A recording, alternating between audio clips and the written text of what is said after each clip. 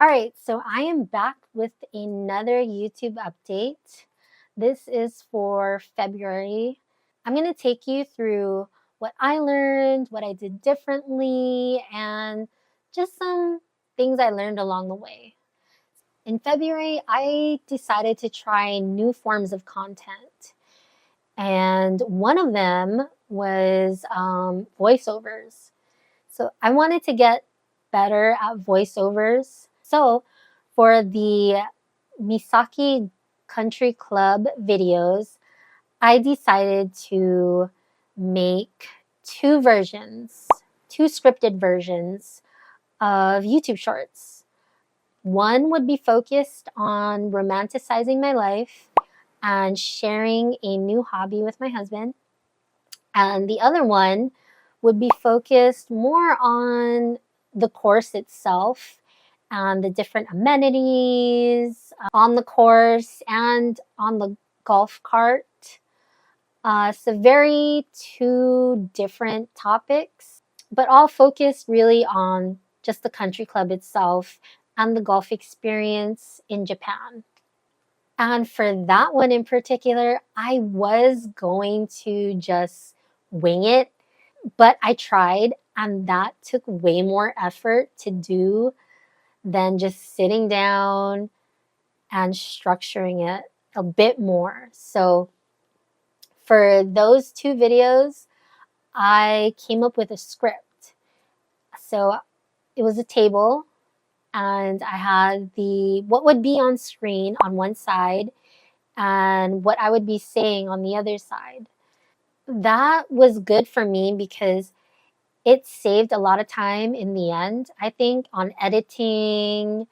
It also made me look for more visual components that I could put in the video itself and use different video, like a variety of video. So I didn't want to use like the same type of videos that I used for as I was describing, romanticizing my life versus talking about the course itself. Luckily, I had enough footage where I could use different angles and clips. So it was very different. I really enjoyed scripting and being a little bit more thoughtful and intentional about the end product. So that was a good experience for me, good learning point for me. And the second thing that I did differently was I introduced a new hobby of mine, which is plants, to my YouTube channel. And a little bit of backstory for me is I got into plants back in 2020. And it all started with my mom giving me a plant for my birthday. It was this air plant. I think it's called a pink torch or something like that. But that's exactly how it looked like, a pink torch.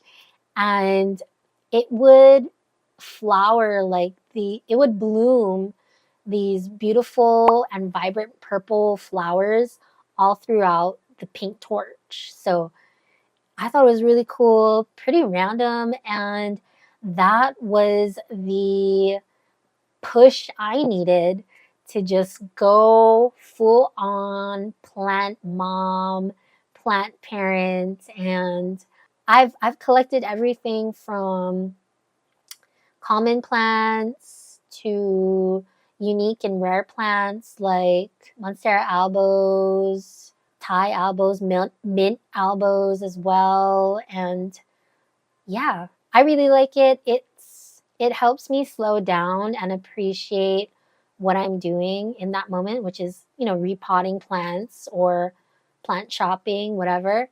It also allows me to connect with my mom more because she also likes plants. And so we'll always, like, whenever I go to her house, she'll be like, oh, check out this new plant I got. Or, oh, look at the plant that you gave me. It's thriving. And I'm like, yes, yes. So that is my new hobby. For that video in particular, I decided to do it a little differently. So rather than a regular voiceover, I wanted to make it like those I guess those game reaction type videos where they're looking at something on the screen and they're recording themselves reacting to whatever's on the screen. So I took that format and approach to me repotting my Neon Pothos and Variegated ZZ. That one I really enjoyed making because it was fun and like very improv. All of that of which I said on those videos were just improv. Like me talking about plant care, what type of soil to use, the tools to use, propagation methods, whatever. Like that was all improv. And to be quite honest, editing that was was hard. It was difficult because it was just like all over the place and trying to make it into a concise video, like end product, that took some work. That took some work. Um, but it was a really great video. You know, I really enjoyed it. I look back at it now and I'm like, you are so random. You are so random, but hey, it works, you know? That's what I did differently in February. And I ended off the month with 82 subscribers and 90 watch hours. So thank you to all of my subscribers. Thank you for watching. And I appreciate each and every one of you. Thank you. Thank you. That's me bowing, you know, like whatever's. Since January, I've been pretty consistent with my posting schedule. I'll normally post like Tuesdays and Saturdays, and I kept up with that all throughout January. But in February, I missed a couple. That kind of took me down a path of like, oh my gosh, what is wrong with you? You said you were going to be consistent. Where is the consistency, girl? I kind of went down a path that made me question, like, what am I doing? You know, I had to release that from myself. I had to like tell myself, you know what, chill out. It's not the end of the world. I was having a really hard time editing my latest video, the sushi omakase one, because of the audio. I was having a really hard time with the audio. And I didn't have like an external mic hooked up when I shot the footage because it was really tight quarters, you know, like so I had my X3 on the counter. I did the best that I could with the settings on that thing. When I was editing, like the audio, I just could not, I really struggled with the audio. And like I tried the denoise and dehum. Those things alone were okay, but it kind of to me it sounded like I was like underwater or like I don't know, I sounded like a robot. Like I sounded like I was in a can, you know, and I didn't like it. And with those effects that I put on the video itself, it also drowned out the sound effects that I had. And I'm like, well, that just kind of defeats the purpose of the sound effect, you know, like. And in the end, I learned about this audio preset, I guess, in Premiere Pro, and I kind of played with it a little bit, and it wasn't the best that it could be, but it worked out, you know. And I'm for me, I'm trying to like not be a perfectionist all of the time, you know? And I thought to myself, okay, this is like this audio thing, it's like 80% there. It's 80% there, so release it out into the wild, let the algorithm algorithmize and, you know, do its thing. And so that's what I did, and that took me a while to figure out and try to do as well. So the last thing that I learned that is kind of related to YouTube, but not really. So I came across this video about making your dream life.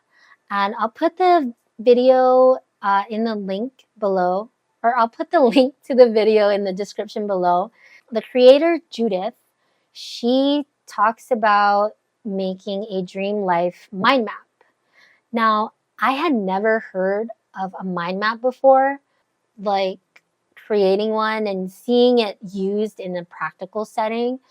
So this was really helpful for me, and it was honestly a game changer. So for those of you who don't know, a mind map is basically another visualization tool. You can pretty much make a mind map like however you want to make it. So for me, I decided to make a dream life mind map on Canva. On one side, I have the long range goals that I have. I have it separated it out into immediate, which is 2025, so things that I want to accomplish this year. Then longer term, so 3 years. And then big and scary, 5 years. So I have that on the side of my mind map because those are really good reminders of my why. Why are you doing all these things, and why are you doing what you do? I feel like for everything that you do, you have to have some type of purpose that you can call back to and remember, because it will get tough, you know.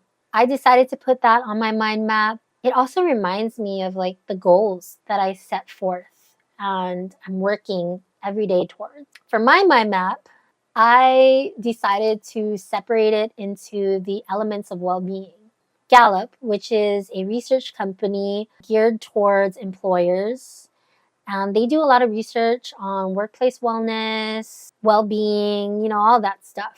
And so they have their 5 elements of well-being, which consists of physical well-being, community well-being, social well-being, financial well-being, and career well-being. So I added all of those things into my dream life, and I added mental well-being in there as well, because I think that is a huge part of your health and well-being. If things are like not going well in your mind, then it manifests in your body and your social. It affects all the other aspects of well-being too. So I put all of those things on my dream life mind map, and I have like little goals that I put under each well-being facet. I really like this because I have so many thoughts and ideas that are just running rampant in my mind every day, all day. And you know, you pair that with being a marketer, that's just like a recipe for disaster.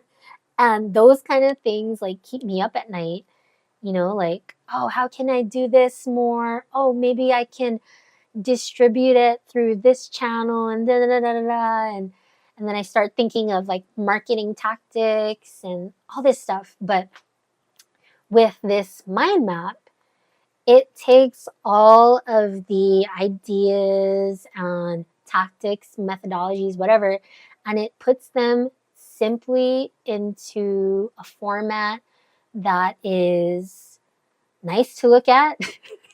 And it makes me realize that my dream life is much more in my hands than I realize. Of course, there's all these other factors like, gaining an audience and getting that like attention.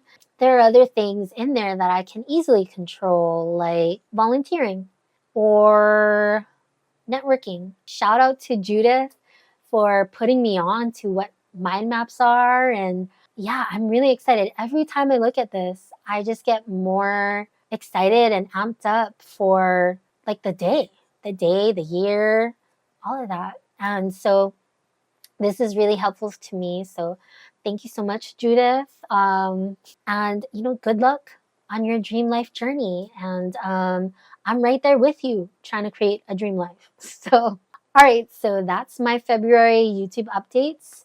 I hope you found this useful. And I know I went on a little bit of a tangent there at the end. As a content creator, YouTube is part of my